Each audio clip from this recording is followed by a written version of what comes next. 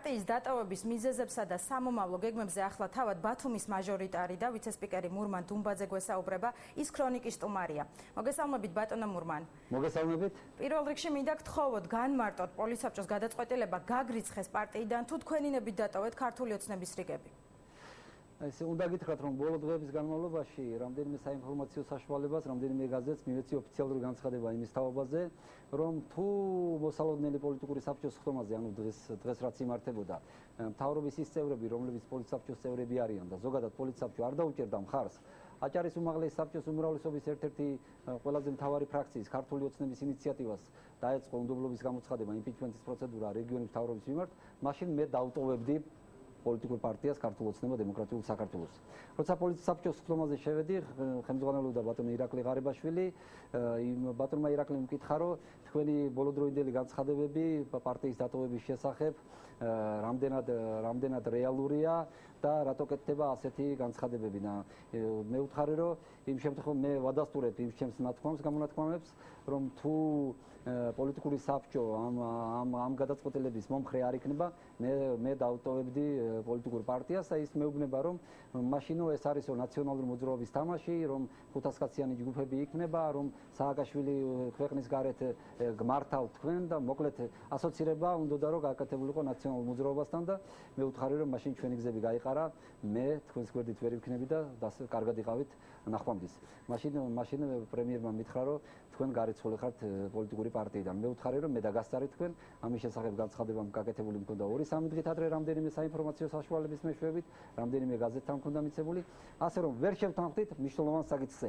ხელისუფლების დაბალანსება როგორც ცენტრალურ დონეზე, ასევე რეგიონალურ დონეზე დღევანდელ მთავრობას პარტიის ლიდერმა და პრემიერმა ღარიბაშვილმა განაცხადა, რომ თქვენ ერეოდით აჭარის მთავრობის კომპეტენციაში და თავის დროზე ბიძინა ივანიშვილისგანაც მიიღეთ შენიშვნა, თუმცა დესტრუქციულ ქმედებებს მაინც განაგრძობდით. მართლა გისაყვედურათ ყოფილმა პრემიერმა. უნდა გითხრათ, რომ მე ვნახე მისი ბატონი ირაკლის გამოსვლა, სიტყვა დესტრუქციული ცოტა სამართლებრივი ტერმინია და მე მინდა რომ ცოტა ამაზე ამ ტერმინის გამოყენების დროს ფრთხილად იყოს, იმიტომ რომ 25 წლის განმავლობაში, როცა ასე იყო ასლანაბაშიძის ხელისუფლების დროს, ასე იყო შევარდნაძის ხელისუფლების დროს, ასე იყო სააკაშვილის ხელისუფლების დროს, რომ ჩვენ ვიყავით დესტრუქციული ძალა, რომ ჩვენ სახელმწიფოს წინააღმდეგ ვიბრძოდით, რომ ჩვენ ხელისუფლებას ვებრძოდით, ასეთი ტერმინები ძველ მთავრობაში მესხოდა, როგორც ჩანს, ერთი და იგივე სცენი ჭირს ყველა ხელისუფლებას და ერთი და იგივე სცენი რახან ჭირს, ყველა ხელისუფლება საკუთარი მანკიერების მსხვერპლი ხდება და როგორც ჩანს, ეს ხელისუფლება ამ გზას ადგას და ეს ხელისუფლებაც ამ მანკიერებით დაამთავრებს. ივანიშვილის საყვედურს რაც შეეხება ბატონო მურმან. უნდა გითხრათ, რომ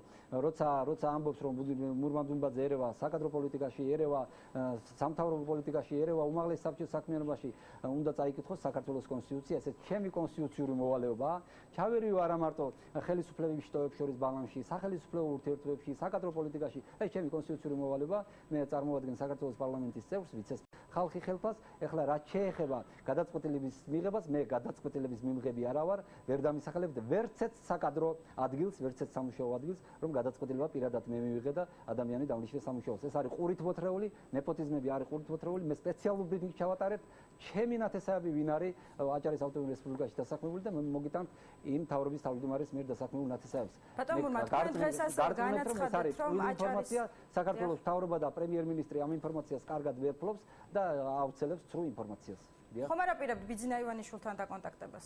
ბიძინა ივანიშვილს ვერ დავეკონტაქტები, იმიტომ რომ ბიძინა ივანიშვილი ჩემთვის არის მოქალაქე, ის გახდა პრემიერი 2012 წლის 1 ოქტომბრის შემდეგ, ის გავიდა პოლიტიკიდან და მე ვურჩევდი მას, რომ ხელისუფლებაში თუ უნდა მოbrunება, უნდა მოვიდეს ოფიციალურად, არაოფიციალურად პირიქით ხელს შეუშლი, რომ არაოფიციალურ არაფორმალურ დონეზე მან ჩაერნეს. კარგით, ბატონო მურმან, დღეს თქვენ განაცხადეთ, რომ აჭარის უმაღლეს საბჭოში ფრაქცია ქართული ოცნება დაიშლება. რა ინფორმაციას აღვწობთ? ეს არის ჩემი ვარაუდი, იმიტომ რომ უნდა გითხრათ, რომ ამაშიც გამოცდილება გარკვეულწილად მივიღე პოლიტიკური პარტიებიდან გარეცხვისა.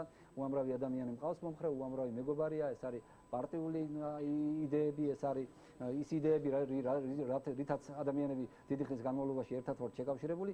მე ძალიან დიდი ალბათობით ვფიქრობ, რომ აჭარის უმაღლეს საბჭოს ყველაზე მთავარი ფლაგმანი ფრაქცია ქართული ოცნება ალბათ დაიშლება.